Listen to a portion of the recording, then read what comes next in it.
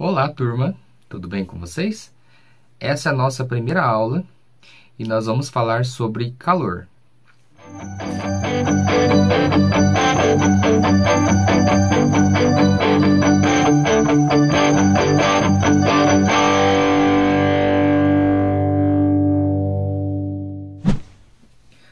Bom, pessoal,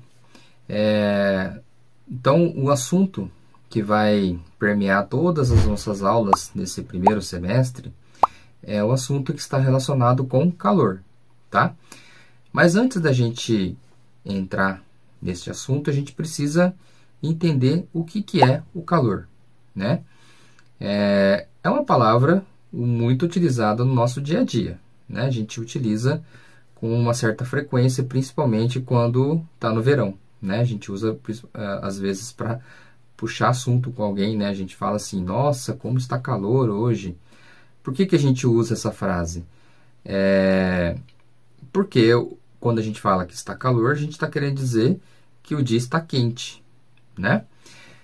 Mas hoje a gente sabe, né, do ponto de vista físico, que calor está relacionado com energia, tá certo? Então a gente percebe que há um pequeno erro nessa frase dizendo assim: nossa, hoje está calor. Porque se calor é uma energia, então a gente está querendo dizer que, nossa, hoje está energia, né? Não faz muito sentido. Como que chegou-se a essa conclusão que calor é uma energia, né? Durante muito tempo, não se tinha uma ideia de como definir o que era calor. Por exemplo, eles achavam que o calor era como se fosse um fluido, né? Alguma substância que os objetos têm. Então, por exemplo, um objeto quente, né? Você tem um objeto quente em contato com um objeto frio.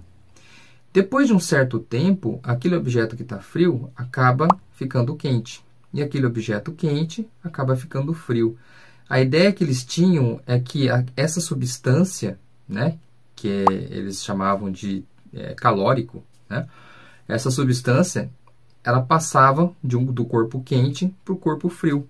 Tá? E isso ficou conhecido como a teoria do calórico. E então essa teoria dizia que o calor era apenas um fluido, uma substância invisível que não tem cheiro e que os objetos possuíam, tá certo?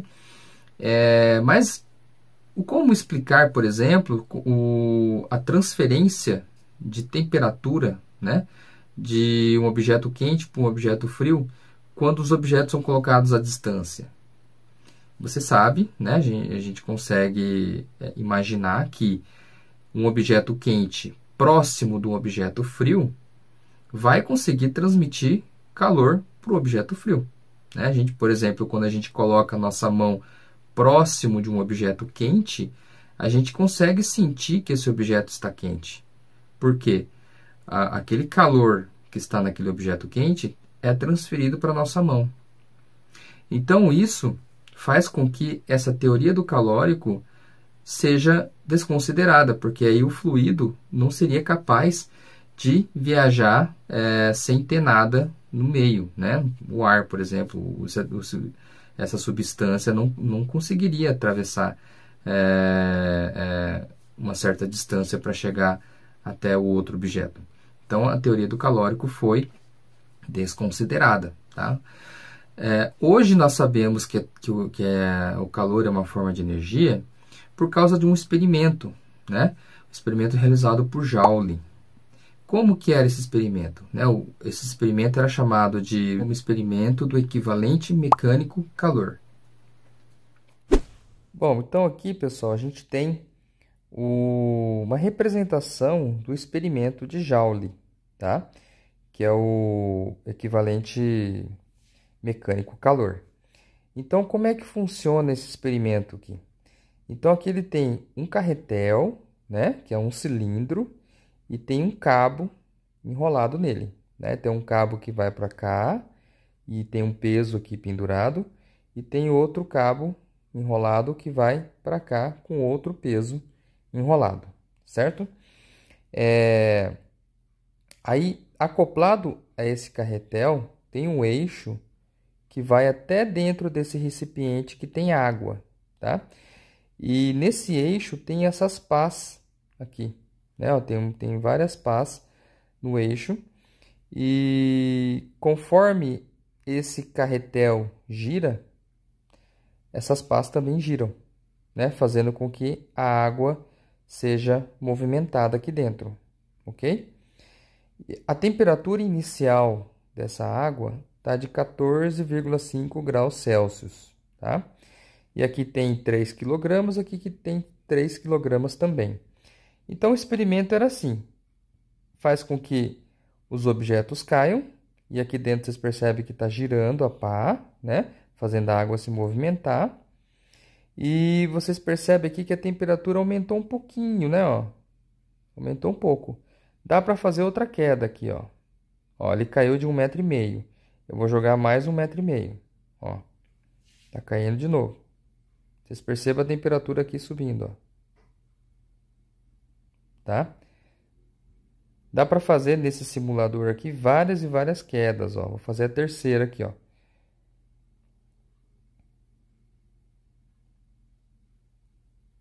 Ó, então ele cai de 1,5 m, 1,5 m sempre, né? Então olha a temperatura quanto mudou, ó. Então, perceba que à medida que esses pesos caem, a temperatura aumenta. Então, Joule percebeu que a variação da energia potencial aqui desses objetos faz com que haja uma transformação, né, de energia potencial. Veja bem, eles estão numa certa altura, né? Eles estão a 1,5 m do chão. Essa energia potencial aqui varia, transformando em energia cinética nessas pás. E a energia cinética movimenta a água, fazendo com que a água aumente a temperatura.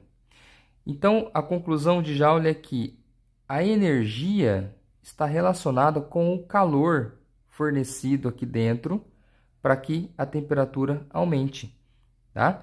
Ó, aqui eu posso fazer várias e várias quedas, até essa temperatura ficar mais evidente aqui nessa variação aqui, ó. Tá? Nesse simuladorzinho aqui que eu posso deixar disponível para vocês também mexerem. Vocês podem fazer, eu não sei quantas quedas dá para fazer, mas dá para fazer várias quedas, tá? Ó, já estamos chegando na sexta queda, né? Já somando aqui, já teve uma variação dá para a gente calcular qual que foi a energia potencial, né? Já está a 9 metros. Porque assim, cada vez que cai, eu somo, eu contabilizo uma energia potencial. Aí eu jogo de novo, eu somo com a energia potencial anterior. E vou somando várias energias potenciais. Cada energia potencial está relacionado com a variação da temperatura, tá? Então, depois de ele fazer várias e várias vezes esse experimento, ele percebeu que quando a energia era de 4.186 Joule, né? Ele percebeu que a água aumentava 1 grau Celsius, tá? Só que aqui dentro desse recipiente aqui tem que ter 1 grama de água, tá? Foi assim que ele fez. Ele pegou 1 grama da água e fez variar aqui várias vezes até chegar a 4.186 Joule. E ele percebeu que a água subiu 1 grau Celsius, tá? Então aqui, ó, tem um relatóriozinho que mostra qual que é a energia potencial nesse exato ponto onde eu caí 6 vezes, onde deixei cair 6 vezes, né, ó? Então é de 529,2 Joule. E com isso, usando essas equações aqui que a gente ainda não viu, né, que vai ver depois, a variação da temperatura foi de 0,127 graus Celsius, tá? Então, quando aqui, se eu fizer várias, ó, vou fazer de novo, ó, mais uma vez. Vocês percebem que aqui a energia potencial já aumenta também. Eu vou somando cada vez que cai. E a temperatura também aumenta. Quando eu fizer isso aqui até 4.186, aqui vai dar uma variação de temperatura de 1 grau Celsius, tá? Então, a conclusão importante que Joule chegou é que energia é calor, né? Então, calor é energia. Bom, pessoal, então a conclusão, né, que Joule chegou foi que se ele fornecer 4.186 Joule para a água, né, para 1 kg de água, aquela água vai aumentar 1 grau Celsius, tá certo? Se ao invés de tiver 1 kg de água, mas tiver 1 grama de água, né, dividir por 1.000, então você não vai precisar de 4.186 Joule. Você vai precisar de 4,186, tá? Então é só dividir por 1.000 também, tá? Então 4,186 Joule faz 1 grama de água aumentar 1 grau Celsius, tá? E por definição, 1 grau Celsius em 1 grama de água é chamado de caloria, tá? É 1 caloria isso aí. Então, a relação que a gente encontrou foi que 4,186 Joule é o equivalente a 1 caloria, tá certo? É comum a gente ver nas embalagens de alimentos, né? Lá na parte de tabela nutricional, na hora que está lá falando sobre a quantidade de calorias que tem um alimento, muitas vezes na tabela fornece os dados em quilocalorias, né? Ou seja, calorias vezes 1.000, e também é fornecido em joule, né? Em kilojoule a energia, tá certo? Então lá está dizendo para vocês quanto que aquele alimento pode fornecer de energia para você quando você consumir ele, ok? Então, lá já está essa conversão, né? Já tem essa conversão de joule para caloria. 4,186 é equivalente a 1 caloria, beleza? Bom, agora que a gente viu o que é o calor, a gente pode falar o que é temperatura, tá certo? A sensação que a gente tem de quente e frio é uma sensação muito particular. Por exemplo, eu posso estar sentindo que está quente, mas uma outra pessoa no mesmo ambiente que eu pode estar sentindo frio, né? Já aconteceu isso com vocês? É muito comum acontecer, né? Principalmente com homens e mulheres. Na maioria das vezes, não todas, mas na maioria das vezes, as mulheres sentem frio e no mesmo local o homem acaba sentindo que está quente e não frio, tá? Por que isso acontece? Porque quente e frio é apenas uma sensação, né? E é muito particular. Vai depender muito, um dos motivos é da nossa temperatura, tá? A nossa temperatura, ela está em média em torno de 36 graus e meio, né? Então, quando a gente está num ambiente onde a temperatura é mais alta que isso, né? Por exemplo, 40 graus, a gente sente que está muito quente, né? E agora, quando a gente vai num ambiente onde a temperatura está abaixo de 36,5, né? Sei lá, 15 graus, a gente já começa a sentir frio, tá? Então, uma pessoa que está numa temperatura mais alta que 36 graus e meio, por exemplo, uma pessoa que está com febre, ou febril, né? Que fica lá com a temperatura acima de 38 graus ou até mesmo 40 graus, essa pessoa, ela começa a sentir frio, né? Porque aí a temperatura dela está mais alta, muitas vezes mais alta do que a temperatura do ambiente, né? Então, como ela está numa temperatura mais alta que a do ambiente, ela acaba sentindo frio, uma sensação de que está frio, tá certo? Então, às vezes as mulheres, elas têm uma temperatura um pouco mais elevada do que o homem, né? E então, às vezes ela pode sentir frio, mais frio que o homem por causa disso, tá certo?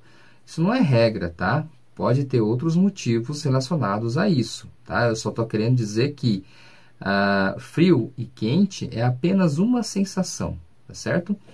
Então, vocês podem realizar um experimento na casa de vocês, para vocês perceberem essa questão de sensação de quente e frio, tá?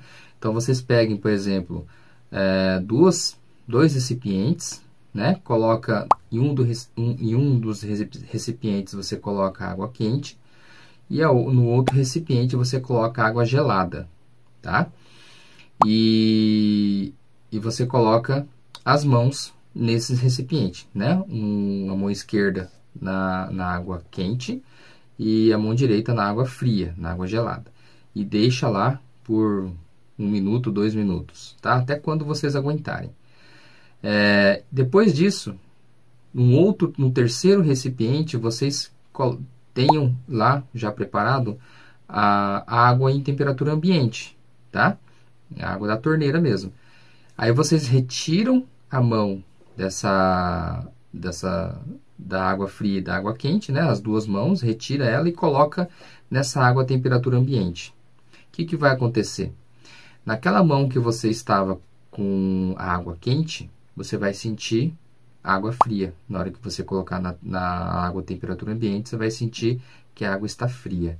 E naquela mão que estava com a água gelada, quando colocar na água a temperatura ambiente, você vai sentir a água quente, tá? Então, vocês percebem que quente ou frio é apenas uma sensação, tá certo? Bom, e é importante a gente deixar claro que essa sensação, né, chamada de sensação térmica, ela depende de outros fatores também, que a gente vai ver com mais detalhes mais para frente, tá certo? Por exemplo, quando eu comentei lá que se a gente estiver num ambiente a 40 graus Celsius, por exemplo, a gente vai sentir que está quente, né? Porque a nossa temperatura é abaixo de 40 graus. Mas, se por acaso soprar um vento, né, a gente ligar um ventilador direto para nós, a sensação que a gente tem é de que a temperatura diminuiu, né? A gente vai ter uma sensação de que esfriou. Mas, na verdade, não esfriou, né? A temperatura continua a mesma. Até pior, às vezes a temperatura até eleva-se um pouco mais, porque o ventilador ligado, ele acaba, o motor esquenta, né? E acaba esquentando o ambiente. Mas a sensação térmica que a gente tem é que a temperatura diminuiu, tá certo? Então, vocês percebem que medir a temperatura baseado no o que é quente ou o que é frio pode gerar muitos erros, né? Então, por isso que a gente precisa de um dispositivo para medir o valor da temperatura, né? E esses dispositivos são chamados de termômetros, né? Então, termômetro é um equipamento, né? Um dispositivo utilizado para medir a temperatura das coisas, tá? Daí a gente pode ter vários exemplos de termômetros, né? A gente pode ter o termômetro de contato, que dentro dele tem o mercúrio, né? Porque o mercúrio, quando ele entra em contato com a pele, na verdade ele não entra em contato direto, né? Ele está isolado lá dentro do tubo, mas aí o calor acaba sendo transferido lá para dentro dele. Conforme a temperatura vai se igualando com a temperatura do corpo, por causa que está em contato, o mercúrio acaba expandindo, né? Mudando o valor, né? A escala. Aí você acaba podendo medir qual que é o valor da temperatura do corpo que você está medindo, certo? A gente tem outros dispositivos também, que é o medidor de temperatura, baseado nos raios infravermelhos. Então, é aquele que consegue medir a temperatura de um corpo à distância, tá certo? Nós vamos ver também mais para frente, né, o que é raios infravermelhos. Mas é uma radiação que corpos que tem temperatura, né, ele é capaz de emitir. Então, esse aparelhinho ele mede qual que é a radiação que está saindo do corpo. E aí indica qual que é a temperatura desse corpo, tá bom? Tem aqueles outros também que mede a distância, mas você tem que colocar em contato com a pele para medir a temperatura, mas ele não ele não mede a temperatura porque está em contato, ele mede a temperatura porque o medidor tem que estar próximo da pele, né? Daí geralmente coloca na testa para se medir a temperatura, tá bom? Então tem diversos termômetros que vocês podem pesquisar na internet e ver, né? Você coloca lá diferentes tipos de termômetros e vai aparecer uma série de termômetros lá e alguns sites, né, vai estar explicando como que funcionam esses termômetros, ok? Bom, pessoal, então a gente finaliza a aula de hoje, tá? Essa primeira aula foi somente isso que a gente acabou de ter. E na próxima aula, nós veremos escalas termométricas e mudanças de escalas, beleza? Então, até a próxima aula.